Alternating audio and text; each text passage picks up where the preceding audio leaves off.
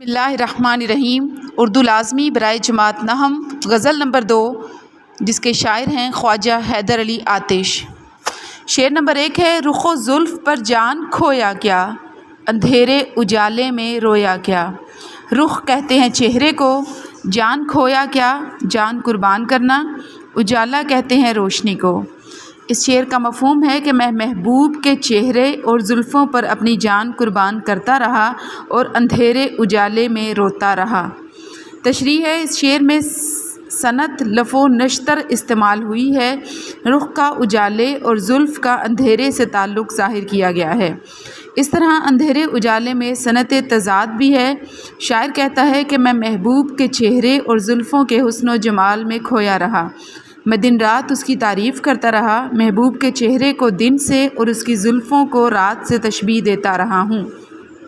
میں اس کی خد و خال پر اپنی جان قربان کرتا ہوں اور دن رات اس کے فراق میں آنسو بہاتا رہا، لیکن مجھے وصال یار نصیب نہ ہوا۔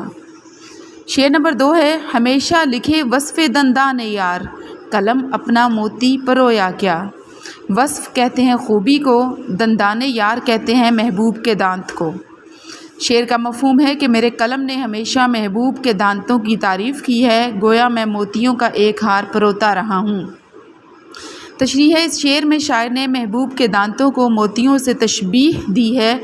کہتا ہے میرے محبوب کے دانت موتیوں کی طرح چمکتے ہیں، میں ہمیشہ اپنے محبوب کے خوبصورت چمکدار دانتوں کی خوبیاں بیان کرتا رہا ہوں، مجھے ایسا محسوس ہوتا ہے کہ میرا قلم موتی پرو رہا ہے۔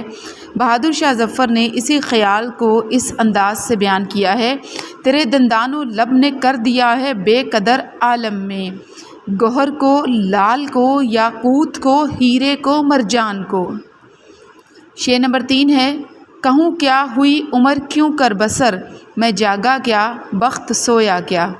بخت کہتے ہیں نصیب کو، مقدر کو یا قسمت کو۔ شعر کا مفہوم ہے: میں کیا بتاؤں کہ عمر کس طرح گزری، میں جاگتا رہا لیکن میرا نصیب سویا رہا۔ تشریح ہے: شاعر کہتا ہے کہ میری قسمت نے میرا ساتھ نہیں دیا، میرا نصیب سویا رہا، مجھے تمام عمر ناکامیوں اور نامرادیوں سے واسطہ رہا، میری ساری عمر حسرتوں اور دکھوں میں گزر گئی، نصیب نے ساتھ نہ دیا۔ آتشی دوسری جگہ کہتے ہیں: نہ پوچھ عالم برگشتہ طالعی آتش، برستی آگ جو باراں کی آرزو کرتے۔ شعر نمبر 4 ہے: رہی سبز بے فکر کشت سخن، نہ جوتا کیا میں نہ بویا کیا۔ کشت سخن کہتے ہیں شاعری کی کھیتی کو، جوتا کہتے ہیں ہل چلایا کو۔ اس شعر کا مفہوم ہے کہ میری شاعری کی فصل ہمیشہ سرسبز رہی، حالانکہ میں نے نہ ہل چلایا اور نہ ہی بیج بویا۔ تشریح ہے: شاعر کہتا ہے کہ میری شاعری کی کھیتی میری بے فکر اور عدم توجہ کے باوجود سرسبز ہی رہی، میں نے اس کھیتی میں نہ کوئی بیج بویا ہے اور نہ ہی ہل چلایا۔ مجھے شعر کہنے میں کوئی دقت نہیں ہے، میں شعر گوئی کی قدرتی صلاحیت رکھتا ہوں، میں فی البدیہہ شعر کہہ لیتا ہوں۔ میں اس کسان کی طرح نہیں ہوں جو زمین میں ہل چلاتا ہے، اسے ہموار کر کے پانی دیتا ہے اور پھر بیج بوتا ہے اور بڑی دیکھ بھال کے بعد اسے پھل ملتا ہے۔ مجھے اپنی شاعری پر محنت نہیں کرنی پڑتی، اشعار خود بخود نازل ہوتے جاتے ہیں، میرے خیالات خود بخود اشعار میں ڈھلتے جاتے ہیں۔ آتش ایک قادر الکلام شاعر ہیں، ان کا ایک مشہور شعر ہے: کھینچ دیتا ہے شبیہہ شعر کا خاکہ خیال، فکر رنگیں کام اس پر کرتی ہے پرواز کا۔ شعر نمبر 5 ہے، یہ بڑا مشہور شعر ہے، یہ بھی اکثر پیپر کے میں آ جاتا ہے: برہمن کو باتوں کی حسرت رہی، خدا نے بتوں کو نہ گویا کیا۔ برہمن کہتے ہیں بت پرست کو اور گویا کہتے ہیں بولنے کو۔ اس شعر کا مفہوم ہے کہ بت پرست کو ہمیشہ حسرت رہی کہ خدا نے بتوں کو قوت گویائی کیوں نہ دی۔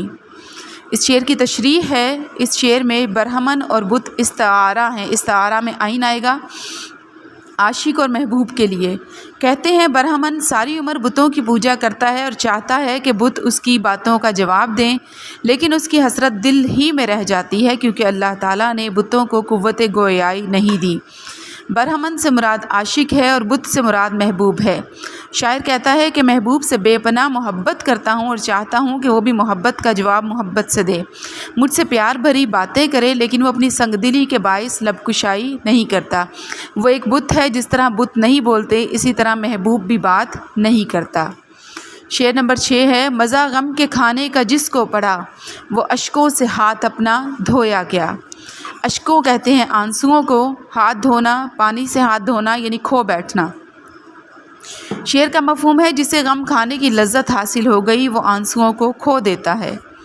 تشریح ہے اس شعر کا ایک مفہوم یہ ہے کہ جس شخص کو غم سہنے اور دکھوں کے ساتھ زندگی گزارنے کا لطف آ جاتا ہے وہ ساری زندگی رونے دھونے میں گزار دیتا ہے، گویا وہ اپنے ہاتھ پانی کی بجائے آنسوؤں سے دھوتا ہے، اس کے آنسو ہر وقت رواں رہتے ہیں۔ دوسرا مفہوم یہ ہے کہ جو لوگ غم سہنے کے عادی ہو جاتے ہیں ان کے لیے دکھ اور صدمے بے معنی ہو جاتے ہیں، ان کی آنکھوں سے آنسو خشک ہو جاتے ہیں، وہ صدمات سہنے اور غم کھانے کے اس قدر عادی ہو جاتے ہیں کہ غم ان پر اثر نہیں کرتا۔ بقول غالب رنج سے خوگر ہوا انسان تو مٹ جاتا ہے رنج، مشکلیں اتنی پڑی مجھ پہ کہ آساں ہو گئیں۔ امیر صاحب اس خیال کا اظہار ان لفظوں میں کرتے ہیں غم رہا جب تک دم میں دم رہا، غم کے جانے کا نہایت غم رہا۔ شعر نمبر 7 ہے، یہ آخری شعر ہے زنخداں سے آتش محبت رہی کنویں میں مجھے دل ڈبویا کیا۔ زنخداں کہتے ہیں ٹھوڑی کو، چن جسے کہتے ہیں آپ انگلش میں۔ اس کا مفہوم ہے کہ مجھے محبوب کی ٹھوڑی چاہ زکن سے بہت محبت تھی، میرے دل نے مجھے کنویں میں ڈبو دیا۔ تشریح ہے اردو شاعری میں محبوب کی ٹھوڑی کے لیے چاہے زکن میں بڑا کاف آئے گا اور زال آئے گا، ٹھوڑی کا گڑا کا لفظ استعمال کیا جاتا ہے جس پر عاشق مر مٹتے ہیں۔ کہتے ہیں میرے محبوب کی ٹھوڑی میں جو گڑا پڑتا ہے مجھے اس سے بے پناہ محبت ہے، میں اس پر مر مٹتا ہوں، میں دن رات اسی کے تصور میں مست رہتا ہوں، میرا دل وہیں اٹکا ہوا ہے، اس دل نے مجھے کنویں میں ڈبو دیا ہے۔ شاعر محبوب کی ٹھوڑی کے گڑے کو کنویں سے تشبیہ دیتا ہے، کہتا ہے جس طرح کوئی شخص کنویں میں جا گرے تو ڈوب جاتا ہے اسی طرح میں بھی محبوب کی ٹھوڑی کے کنویں میں ڈوبا ہوا ہوں۔ یہاں پہ ہماری غزل نمبر 2 مکمل ہوتی ہے۔